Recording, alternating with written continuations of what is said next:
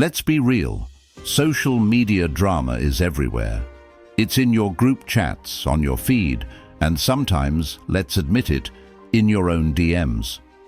Whether it's passive-aggressive posts, comment wars, or the latest influencer meltdown, it's like we're all stuck in a never-ending reality show we didn't sign up for. But here's the kicker. You don't have to play along.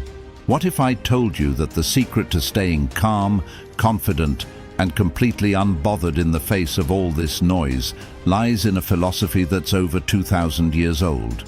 Yes, I'm talking about Stoicism, a way of thinking that's not just about ancient wisdom, but a survival guide for navigating today's digital chaos. Here's the deal.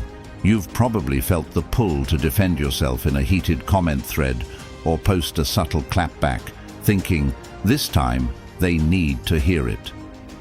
But how often does that actually leave you feeling better? Spoiler alert, almost never. What if, instead of reacting, you could master the art of staying grounded, even when the digital world feels like it's falling apart around you? In this video, I'm going to show you how Stoic principles can become your ultimate power move, not just for surviving social media drama, but for thriving in it. Stick with me, because we're not just talking theory here. I'm giving you real, practical strategies you can start using today to reclaim your peace, protect your energy, and, let's face it, silently win every online battle without typing a single word. So, if you're ready to step out of the chaos and into control, you're in the right place. Let's dive in. Number 1. The digital dichotomy. Control what you can, ignore what you can't. Let me guess. You've had one of those days where your social media feed feels like a battlefield. The arguments, the unsolicited opinions, the drama. It's exhausting, isn't it? And let's be honest, at some point, we've all fallen into the trap of engaging with it, furiously typing out a response, only to feel drained afterward. But what if I told you that the key to surviving this digital chaos isn't about fighting harder or retreating completely? It's about learning the digital dichotomy, controlling what you can and ignoring what you can't. Sounds simple, right? Stay with me. This will make sense, and it might just change the way you approach your online life. Now, we've all been there. You log on to social media for some light scrolling, maybe to see a cute dog video or check out a recipe, and bam, there's a heated comment thread calling for your attention. It's tempting to jump in. After all, we've been conditioned to believe that our voice matters, that we should correct misinformation or defend our stance. But what happens? You get pulled into a vortex of back-and-forth replies with someone who likely won't budge. It's frustrating, isn't it? You're left with this lingering irritation, thinking, why did I even bother? Here's the twist. What if you didn't bother at all? No, really. What if, instead of reacting, you paused and asked yourself, is this worth my energy? That's the core of the digital dichotomy. You can't control how others behave online, how they post, what they comment, or what they believe. But you can control your reaction, your time, and most importantly, your peace. It's not about apathy, it's about discernment. You're choosing where to invest your mental energy. I know what you're thinking. Isn't that just avoidance? Doesn't ignoring it mean letting bad ideas win? Trust me, I get it. I used to think the same. But here's a real-life story to illustrate this. A while back, I shared a post about a topic close to my heart, something positive and uncontroversial, or so I thought. Within hours, the comment section turned into a war zone. My first instinct was to jump in and defend my perspective point by point, but then I stopped. Instead, I deleted 1 or 2 inflammatory comments, muted a couple of argumentative accounts, and left the rest alone. You know what happened? The drama fizzled out on its own. The people who mattered, those who genuinely connected with my post, reached out directly. I didn't lose anything except the stress I would have carried had I engaged. This isn't just about surviving social media, it's about reclaiming your time, your emotional bandwidth, and your dignity. By controlling what you can, your reactions, your boundaries, you're creating a space where your peace is non-negotiable. And by ignoring what you can't, other people's drama, negativity, and chaos, you're refusing to let them rent space in your mind. That's strength, that's self-respect. So the next time you're tempted to dive into a comment thread or defend yourself against a faceless profile, remember this: your time and energy are finite resources. Spend them wisely. Your space, your peace, and your dignity are yours to protect. Let the noise be noise. You've got better things to do. Number 2, scroll with purpose. Curate your feed, not your ego. Here's a thought. Your social media feed isn't just a random collection of posts. It's a mirror of your choices. Yep, every meme, every reel, every hot take that pops up on your screen. It's there because at some point you allowed it to be. And here's the kicker. What you allow can shape how you feel, think, and even act. That's why today I'm challenging you to do something bold. Stop scrolling aimlessly and start curating with purpose. This isn't about vanity or perfection. It's about taking control of what you see and, by extension, what you let influence your mind. Trust me, it's easier and way more satisfying than it sounds. Now let's be real for a second. We've all had moments where we catch ourselves scrolling through a feed that feels off. Maybe it's a string of posts that leave you feeling inadequate, like you're not doing enough or having enough fun. Or maybe it's endless drama, rants and negativity that leave you more stressed than entertained. Sound familiar? You know the type. Posts that make you roll your eyes, but somehow keep you glued, like watching a train wreck you can't look away from. We've all been there, stuck in that toxic cycle, thinking, why am I even looking at this? Here's the twist. You don't have to. Social media isn't some uncontrollable force. It's an algorithm, and algorithms follow your lead. The more you engage with something, the more it shows up. So why not flip the script? Start engaging with content that lifts you up, teaches you something, or simply makes you smile. Follow accounts that align with your values or bring joy to your day.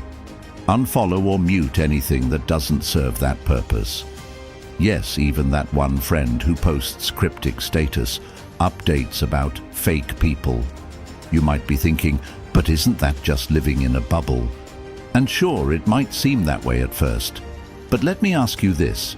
Is it really a bubble if you're consciously choosing what energizes you instead of drains you? This is about curating your digital space, not feeding your ego. You're not creating an echo chamber. You're creating an environment that aligns with the life you want to live. I'll give you a real-life example.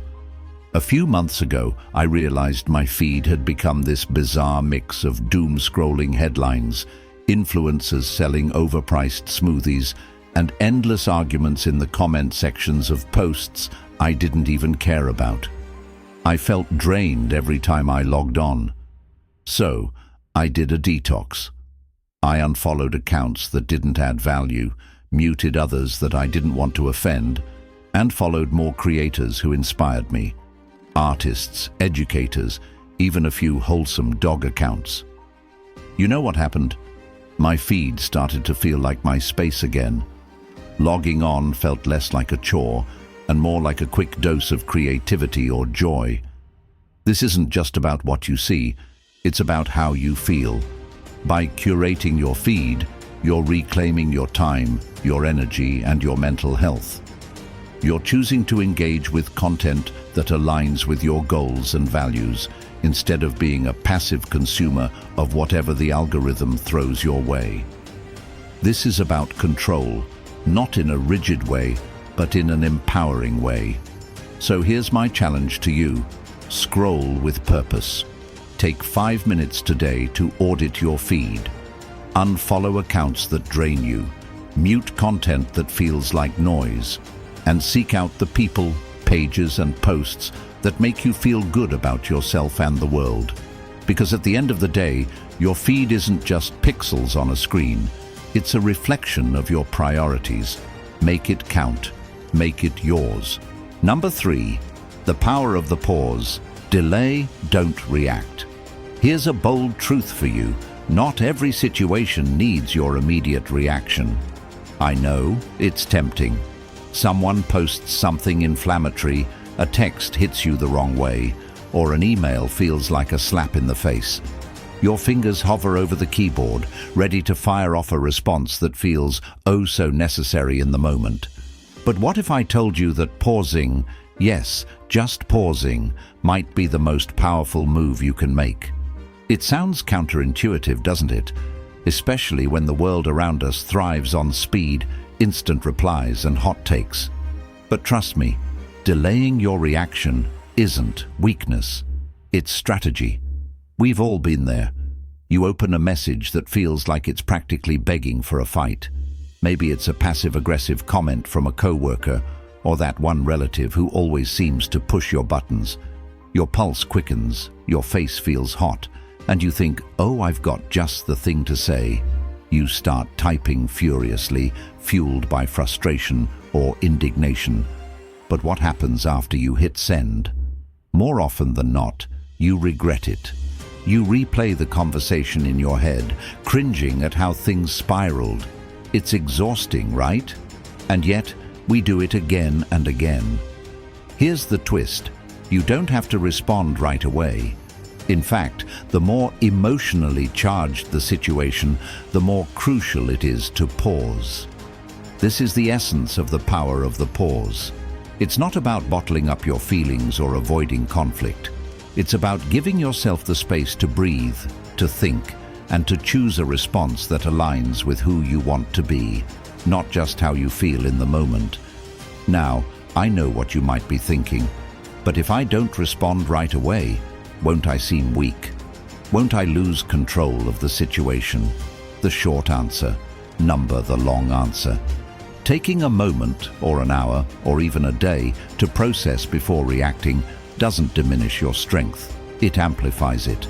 Pausing lets you shift from reactive to intentional, and that's where the real power lies. Let me share a quick story. A while back, I got an email from a colleague that was, to put it mildly, less than kind. It felt like an attack on something I'd worked hard on, and my first instinct was to fire off a response defending myself point by point. But then I stopped. I closed the email and told myself, give it 24 hours. During that time, I vented to a friend, wrote down my thoughts in a notebook, and got some much-needed perspective. When I finally replied, I was calm and concise, and instead of escalating the situation, my response diffused it entirely. And guess what? The colleague even apologized. If I'd responded immediately, I doubt that would have been the outcome. The pause isn't just a delay, it's a chance to reclaim your power. It's about choosing dignity over drama, clarity over chaos, and growth over impulsivity. When you pause, you're telling yourself, my peace matters more than winning this argument. You're giving yourself the opportunity to show up as your best self, even in challenging situations. So the next time you feel that surge of frustration or the pull to react instantly, try this. Pause. Take a breath, step away, and remind yourself that you don't have to engage right now. You're not ignoring the issue, you're approaching it on your terms.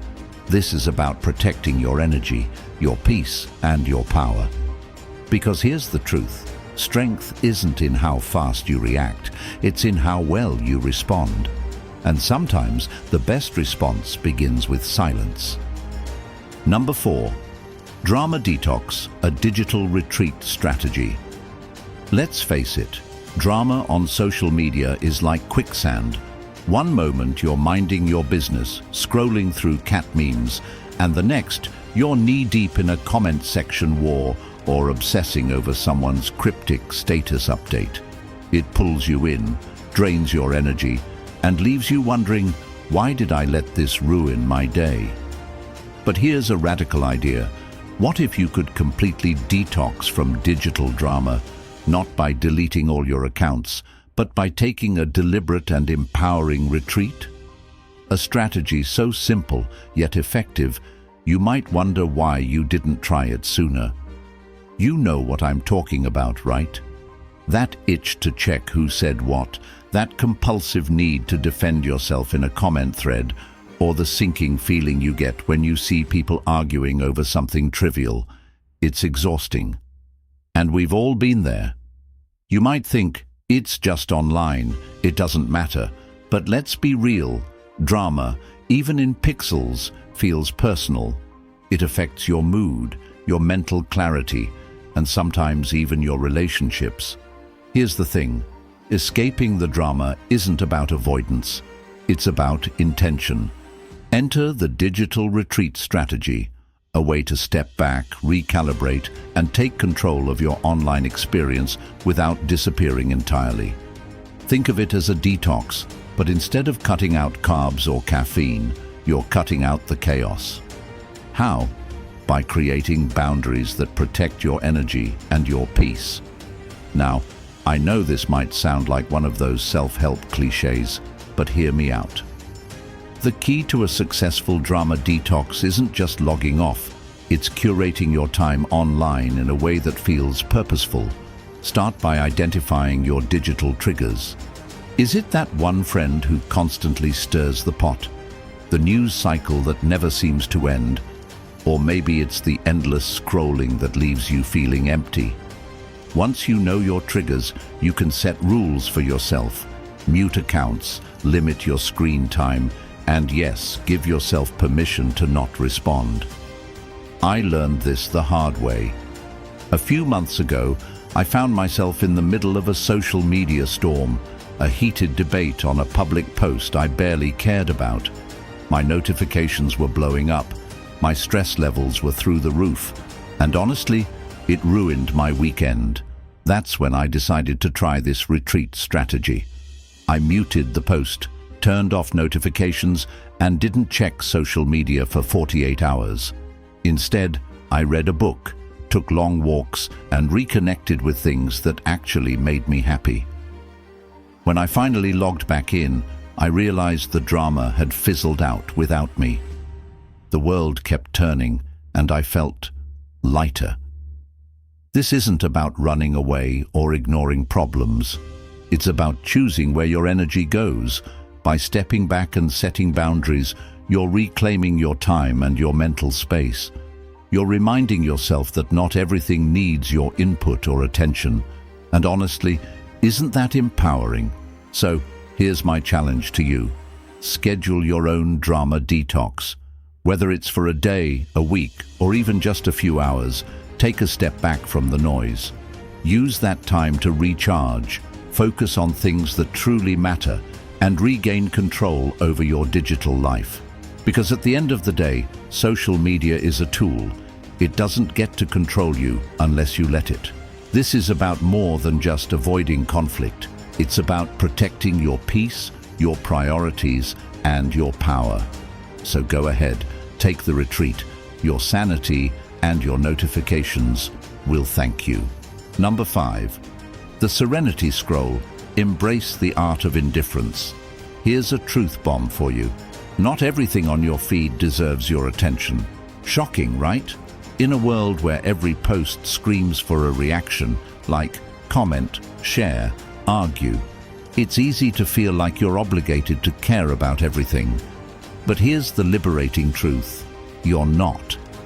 You don't have to engage with every hot take, every passive-aggressive post, or every so-called urgent piece of news. And that's where the art of indifference comes in. Now, before you think, wait, indifference, that sounds cold. Let me stop you right there. I'm not talking about being detached or apathetic toward things that truly matter. I'm talking about protecting your peace by choosing what deserves your mental energy. You know what I mean, the endless scroll of opinions, drama, and oversharing that makes you wonder why you even opened the app in the first place. We've all been there, right? Stuck in a spiral of reactions, letting strangers' posts dictate our emotions. But imagine this, scrolling with serenity, not getting sucked into arguments or letting a controversial meme ruin your day. It's about embracing indifference, but in a way that feels empowering. Think of it like building a mental filter, deciding what gets through and what doesn't. It's not about ignoring the world. It's about being selective. Here's the secret sauce.